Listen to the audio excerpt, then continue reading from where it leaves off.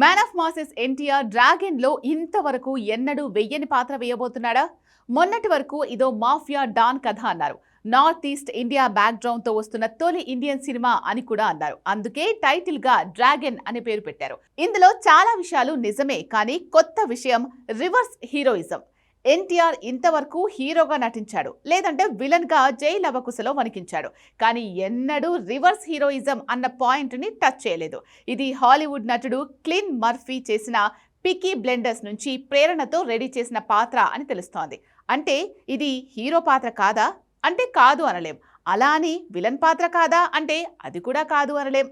మరి రెండింటికి మధ్యలో ఉన్న ఆ హీరోయిజం ఎందుకు అంత స్పెషల్? డ్రాగన్ ని యూరప్, చైనా, కొరియా అంతటా ఆడాలంటే అలాంటి మ్యాజిక్ ఏదో చేస్తేనే వరల్డ్ ఆడియన్స్ ఇటువైపు చూస్తారా? Take a look.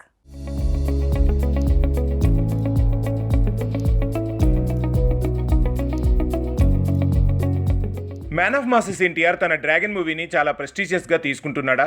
రాజమౌళి ఎలాగైతే బాహుబలితో పాన్ ఇండియా గోడను బద్దలు కొట్టాడో అచ్చంగా అలానే పాన్ ఇండియా లెవెల్లో అదే స్థాయిలో దూసుకెళ్లాడు ప్రశాంత్ నీల్. కేజీఎఫ్ కూడా బాహుబలి రేంజ్లోనే దూసుకెళ్లింది. సో ఇప్పుడు పాన్ వరల్డ్ మార్కెట్లో కూడా ఇదే సీన్ రిపీట్ కాబోతున్నట్టుంది.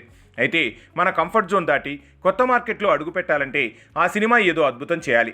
అలాంటి కంటెంట్తో వెళితేనే పాన్ వరల్డ్ ఆడియన్స్ని ఇండియన్ సినిమా రీచ్ అవుతుంది. అందుకోసం ఆల్రెడీ డ్రాగన్ టీం దానికి తగ్గట్టే కథనాలు ఎంచుకున్న బ్యాక్గ్రౌండ్ మాత్రం అంతకు మించేలా ఉంది. North east India, drug mafia, దాంతో మలేషియా, ఇండోనేషియా, కొరియా, చైనా, జపాన్కి ఉండే కనెక్షన్స్ వల్ల ఈ సినిమా సౌత్ ఏషియా రీచ్ పెరుగుతుంది. అక్కడి నటుల వల్ల కథ ఏమాత్రం కనెక్ట్ అయినా సౌత్ ఆసియాలో డ్రాగన్ జోరికి దారి దొరికినట్టే. ఇక అమెరికన్స్, యూరోపియన్స్ని డ్రాగన్ రీచ్ అవ్వాలంటే ఏం చేయాలి? అక్కడే Hollywood star Cillian Murphy fate మార్చిన ఒక వెబ్ సిరీస్లో పాత్రనే ప్రేరణగా పొందిందట డ్రాగన్ టీం. పికీ బ్లెండర్స్గా ఓటీటీని కుదిపేసిన బ్రిటన్ గ్యాంగ్స్టర్స్ డ్రామాలో క్లీన్ మర్ఫీ వేసిన డాన్ పాత్ర ఓ రకంగా రివర్స్ హీరోయిజంతో నడుస్తుంది. అంటే తను మంచివాడే, అలా అని మంచివాళ్లకు ఏదో చేస్తాడు అనలేం. చెడ్డవాడే, కానీ పనిగట్టుకుని చెడు చేస్తాడు అనుకోలేం. ఒక చెడ్డ పనులు చేసే మంచివాడు, మంచి పనులు చేసే చెడ్డవాడు. కానీ పూర్తిగా రాబిన్హుడ్ తరహా పాత్ర అయితే కాదు. దీన్ని బేస్ చేసుకునే గతంలో ప్రశాంత్ నీల్ కేజీఎఫ్లో రాకీబాయ్ పాత్రని క్రియేట్ చేశాడు.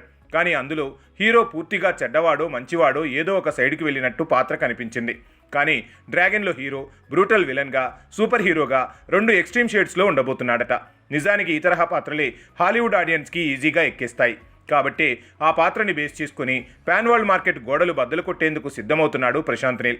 వారణాసిలో ఎన్నో వింతలు, విశేషాలు, భారీ యాక్షన్ సీక్వెన్స్, విజువల్ ఎఫెక్ట్స్తో పాన్ వరల్డ్ ఆడియన్స్ని గురిపెట్టాడు రాజమౌళి.